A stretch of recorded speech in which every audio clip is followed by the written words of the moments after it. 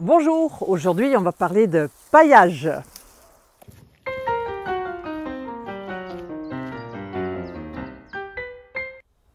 Bienvenue dans les jardins du château des Canons en Normandie. Si vous voulez protéger vos rosiers contre la sécheresse, limiter le désherbage et avoir un sol fertile et vivant, pensez bien à pailler vos massifs. Mais tout d'abord, gardez en tête que nous sommes dans un jardin d'ornement et non dans un potager où les pratiques peuvent varier. Dans un potager, par exemple, vous seriez contraint d'enlever temporairement le paillage, alors que dans un jardin de vivaces et d'arbustes, de roses, le paillage reste en place toute l'année. Et puis dans un carré potager, le côté esthétique est sans doute moins important que dans une roseraie.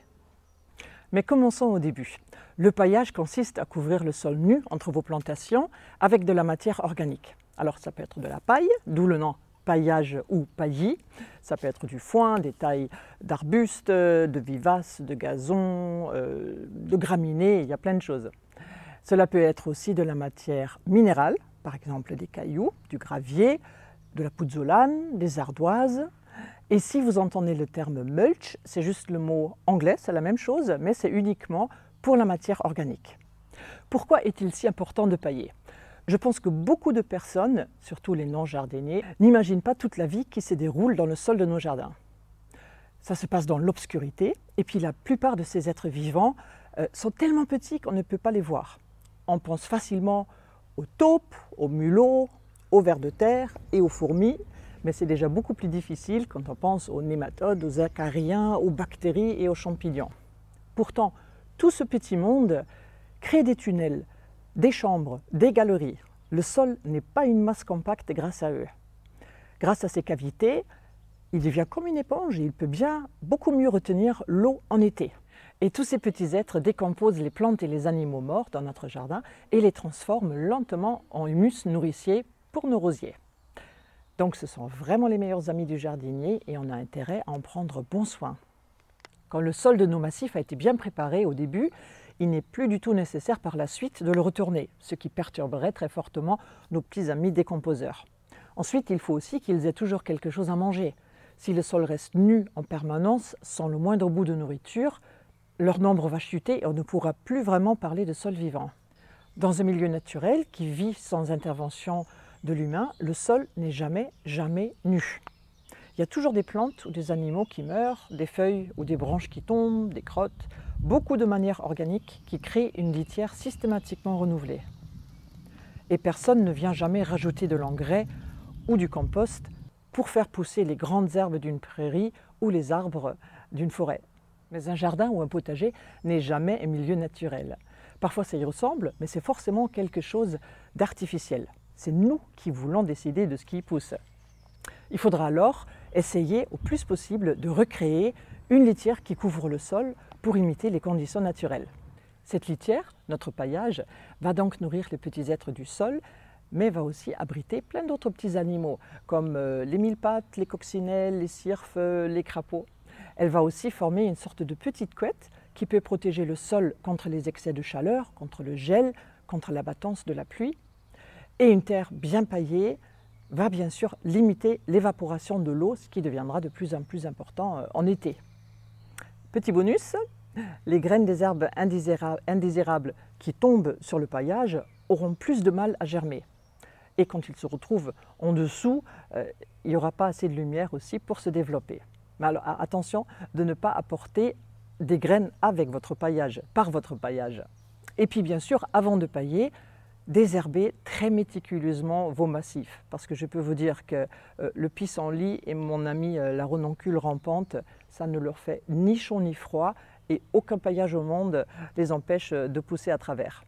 Mais il est clair et net qu'un sol laissé nu sera immédiatement colonisé par des plantes et pas toujours celles qu'on aime. Avec quoi est-ce qu'on peut pailler alors? Je ne vais pas parler ici des paillages minéraux qui peuvent être très beaux quand ils recréent des conditions de plantes qui poussent dans un milieu très aride, comme la garrigue par exemple. Vous avez peut-être entendu parler du jardin de Beth Chatto, qui a réussi à installer des massifs dans un coin d'Angleterre où il ne pleut que très peu. Et les fleurs là-bas poussent sous une couche de gravier. Mais le paillage minéral, qui a ses avantages, ne va pas nourrir la petite vie du sol. Et les rosiers ne sont pas des plantes qui viennent de régions arides et caillouteuses. On va donc les nourrir avec un paillage organique. A priori, tout ce que vous avez coupé ou arraché, ou toutes les parties des plantes qui tombent sur le sol comme les feuilles ou des parties qui meurent, tant que ce n'est pas malade, peut servir de paillage. En fait, tout ce que vous mettez normalement sur le compost ou que vous évacuez de votre jardin peut vous servir, avec un résultat bien sûr plus ou moins esthétique. Les épluchures de cuisine valent le plus cher du paillage acheté dans le commerce, mais bon, je pense que vous n'imaginez pas vos rosiers entourés comme ça. À la roseraie, nous utilisons des copeaux de bois qui ont une durée de vie de quelques années et qui donnent un rendu homogène au massif. Dans mon jardin personnel, je varie entre 3 façons de pailler. J'essaie d'abord de laisser un maximum de matière organique là où je la trouve. C'est bien moins de travail que de tout mettre dans une brouette et de l'évacuer. Je taille ce massif de vivaces très hautes, par exemple avec un taille-haie électrique en petites sections que je laisse tout simplement sur place. Les Anglais appellent cette technique chop and drop, on coupe et on laisse tomber. Ensuite, et si j'ai le temps et le courage, je viens fignoler le travail en coupant les tiges qui m'ont échappé et je désherbe bien sûr les pissenlits et compagnie. Et quand j'ai des tontes de gazon, je les lance pêle-mêle dans le massif. C'est vraiment chaotique en début du printemps, mais le côté un peu plus sauvage de ce massif le supporte très bien. Et puis dans un mois, quand les vivaces auront poussé à travers leurs tiges coupées, on ne verra plus le sol. Dans les massifs qui se rapprochent de la terrasse, je voudrais que ce soit un peu plus homogène. J'applique le même principe, je taille en petites sections tout ce que je coupe et je l'étale sur le sol. Mais quelques vivaces, et notamment les rosiers, ne donnent pas beaucoup de matière organique. Et j'ai toujours peur de ne pas voir une tige malade et de garder des champignons ou des virus dans le massif. Donc ici, je vais importer des tailles des graminées et de gazon et aussi quelques feuilles mortes. Et là aussi, bientôt les vivaces auront couvert le sol complètement et on oubliera le paillage en dessous. Mais quand j'installe un tout nouveau massif qui ne sera pas très rapidement recouvert ou s'il est tout près de l'entrée de la maison, j'ai envie d'avoir un résultat plus ordonné, et même en hiver quand il y a très peu de plantes. Dans ce cas-là, et c'est la seule fois, j'achète du paillage dans le commerce et j'utilise des coques de cacao. C'est un déchet de la fabrication du chocolat. Ces coques nourrissent très bien la terre quand elles seront décomposées et elles ont un aspect aussi très discret qui ressemble un peu à la terre nue. Sauf au début, quand on les étale pendant un mois environ, où elles ont une couleur bien trop visible, un peu orangée je trouve. Alors ces coques viennent de loin, elles sont vendues dans un sac en plastique, assez cher en plus, donc tout ça, ça ne me plaît pas beaucoup, et je les utilise avec parcimonie. Avec parcimonie signifie de temps en temps et à quelques endroits du jardin, et pas en fine couche. Parce que pour qu'un paillage puisse bien jouer son rôle, il faut en mettre quand même quelques centimètres, allez, 3-4 cm minimum. Ce paillage restera en place toute l'année et on rajoutera de la matière organique au fur et à mesure sous nos fleurs.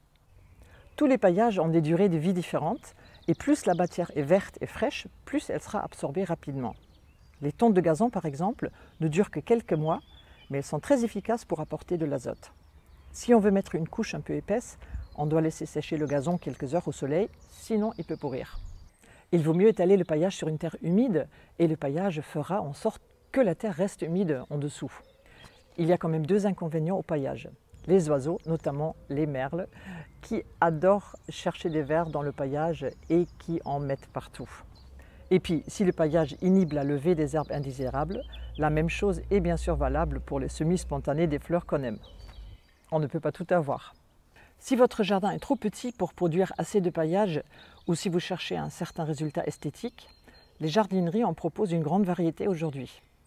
Vous pouvez trouver des paillettes de lin ou de chanvre, des écorces de pin, de la fibre de coco, du broyat de miscanthus.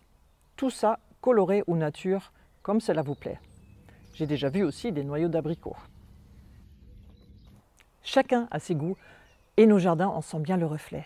Vous n'avez peut-être pas envie de voir vos massifs couverts par des morceaux de tiges, des feuilles et du gazon séché, ou par du paillis de chanvre très clair. Ou vous tenez absolument à utiliser uniquement les ressources de votre jardin, ou vous avez acheté un broyeur et vous voulez faire du broyat de vos tailles de haies et d'arbustes. Tous les paillages ont une durée de vie différente et des qualités nutritives différentes. Donc renseignez-vous, mais tant que vous gardez le sol de votre jardin recouvert par un paillage organique, vos fleurs seront bien nourries et vous serez un jardinier heureux. Bon jardinage!